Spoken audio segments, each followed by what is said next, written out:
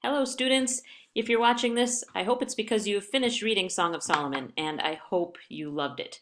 I want to talk with you about the novel and the ending, and I know we'll just kind of touch the tip of the iceberg. There's a lot going on in this novel, but I want to review with you some of the things that readers and scholars think about when they read this novel.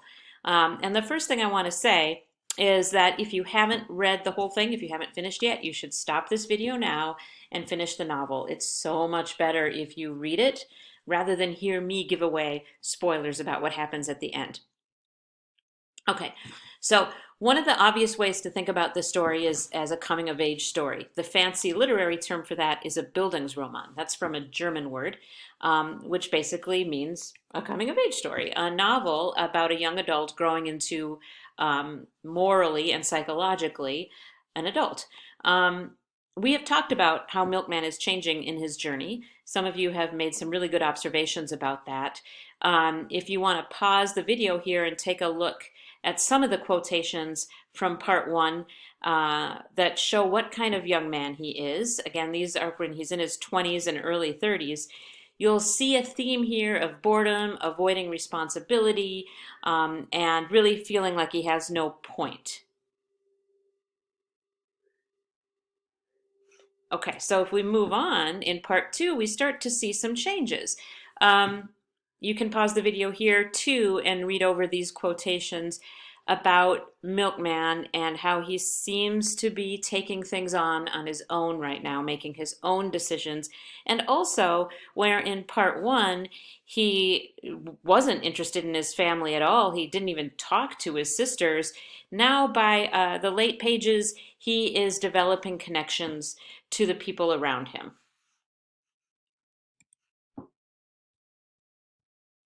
So, there are still several ways we might see Milkman. Even into part two, we might still see him as spoiled, as immature, someone who gets into fights, who flings homophobic slurs at people. He makes progress, but he still doesn't quite get it. Or we might see him as a victim of an emotionally damaged father. We might see the legacy here of racism and violence and generational trauma. Or we might see a man who's completely transformed when he discovers his family's legacy of love, power, and flight. Or we might see him as a mix of these things.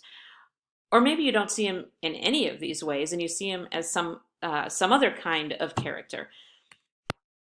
Another thing I want you to think about when you think about Song of Solomon is how many types of storytelling Toni Morrison employs in this novel. She uses biblical references. She uses mythology, references to the Odyssey and other things. She refers to a number of fairy tales.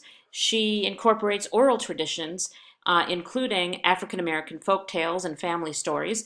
And she also engages in traditions within African American literature. So there's a whole lot in terms of the literary stuff going on here that I want you to think about.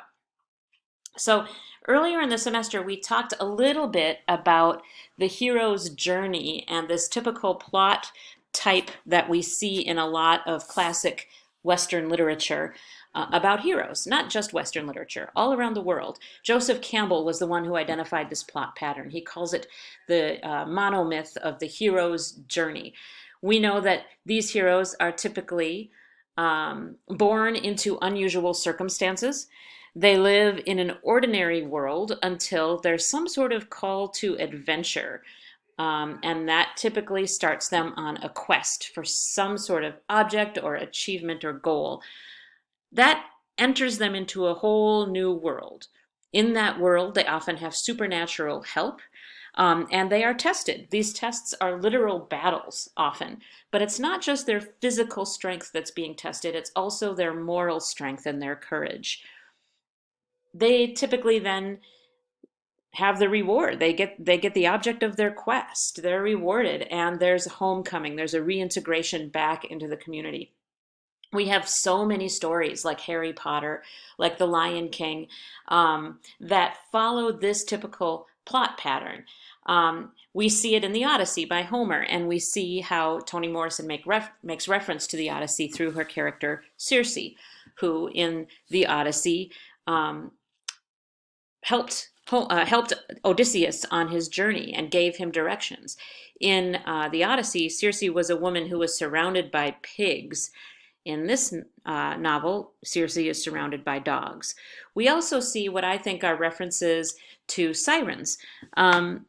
In the end of chapter 1, when Macon is inexplicably drawn toward the sound of singing from Pilate and her sisters.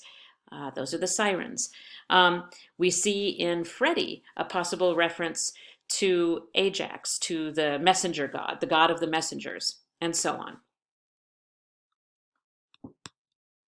So in addition to having that classical mythological context for Milkman's journey, there are also journeys in African American literature that we should think about.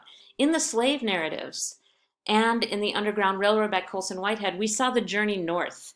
The escaped enslaved person journeys north toward freedom and independence. But in later African American literature, according to scholars like Robert Steptoe, there's another kind of key journey, and that journey is the journey south, to rediscover family and to be reintegrated into the community. We see Milkman take that second journey. We see Pilate take that second journey first, many years before Milkman did, to try to rediscover family and to form connections. Another mode of storytelling here is fairy tales. Did you notice all these references to the fairy tales throughout the novel? We could spend some time thinking about what they contribute to the meaning of the novel and the mood of the novel. There's also a couple of references to Hollywood. But what I really want to spend some time thinking about is how Toni Morrison incorporates oral traditions into her novel. First of all, there is the Song of Solomon, the song about Solomon that the children in Shalimar are singing. Notice how Milkman must decipher this. He can't write it down. He has to memorize it in the way of oral traditions. He has to try to understand the story that's been passed down from generations. But there are also the flying Africans. We learn at the end, or in the final chapters, that Solomon was allegedly a flying African. This might help us understand what Robert Smith was doing too. Remember, we talked about his suicide at the beginning of the novel. What if he wasn't trying to commit suicide? Why did he make himself a pair of silk wings? What's going on there? Well, one of the things that's going on is that Toni Morrison is referring directly to a popular folktale about flying Africans. Now, we know that folktales were used to transmit important information, to give lessons, and also to entertain. According to the Heath Anthology of American Literature, there are over 24 variants of the flying Africans, and what you have on your screen here now is just one of them. So I'd like you to take a minute to pause the video here and read this. Okay, so after you've read this, let's just take a couple, let's look at a couple of things. We see the use of dialect. We see the idea of slaves working. They're hoeing in the field, and then the slave driver comes out. Two of them were under the tree, and the hoes, the tools, were working by themselves. This is magical, right? Imagine hoes or rakes in the fields working without any humans to operate them. And the slave driver says, "What's this?" And they say, "Kimbuba yale, kumbuba tambe," and so on. Does that sound familiar? Because it should. It's the chorus of the children's song. Then they rise off the ground and they fly away. Nobody ever see them no more. Some say they fly back to Africa. My grand saw it with his own eyes. This is one of the legacies of slavery, these kinds of folktales, and the idea that overworked, enslaved people simply flew back to Africa. They were delivered from their labors by the ability to fly. And I think it's really amazing how Morrison takes that and incorporates it into the novel. We'll come back to the theme of flight in a minute, but right now I want to look at how to interpret the end of the novel. If you're like me, you're absolutely crushed by Pilate's death. For me, there's no other character in literature like Pilate. She's amazing. Without Pilate's journey, Milkman could not have taken his. Pilate establishes the footsteps that he follows in. That's how chapter 10 ends, with him following in her footsteps. So when she dies at the end, as a result of Guitar's anger, it's crushing. So it helps me to remember Pilot's words. We are told early in the novel, I believe this is chapter 5, that death held no terrors for her. In fact, she says people die when they want to and if they want to. Don't nobody have to die if they don't want to. So this suggests to me that Pilot was ready. She also says you can't get rid of nobody by killing them. They're still there. So Pilot lives on. Toni Morrison herself said, when she was asked why Pilot had to die, that she felt compelled to show the legacy of violence, the real impact of Guitar's violence.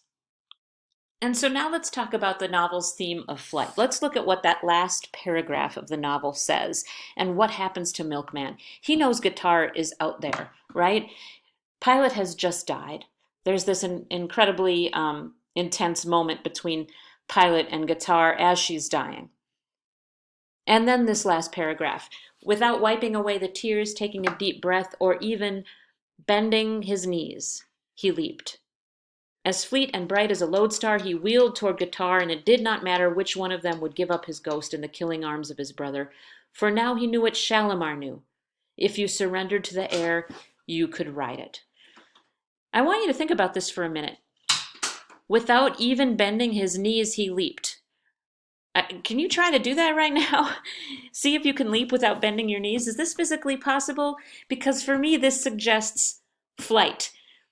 This suggests that Milkman flies at the end, like his great-grandfather Shalimar. If you surrender to the air, you can ride it. Now remember, the whole novel, Milkman has been interested in flight. Flying means something to him. So when we put it together with the context of flying Africans, Solomon, when we know that this is happening there on Solomon's Leap, the same place from which his great-grandfather flew away. When you remember Guitar's words, want to fly, you got to give up the shit that weighs you down. All of this suggests perhaps a really beautiful and transformative ending for Milkman. Now, you never have to interpret literature the same way that any English professor is telling you to, but what I'm offering is a way to look at the ending that fits with other themes going on in the novel. Okay, so I only have a couple minutes before my time runs out. So you might want to pause this and look at this. This is my really cheesy, low-tech rendering of a family tree. This is what we know about the dead family after we read chapter 1. So we have Macon Dead the First. We know that his name, Macon Dead, was given to him by a drunk white soldier, and we know that he never allowed his wife's name to be said after she dies giving birth to Pilot. So we don't know some real names here.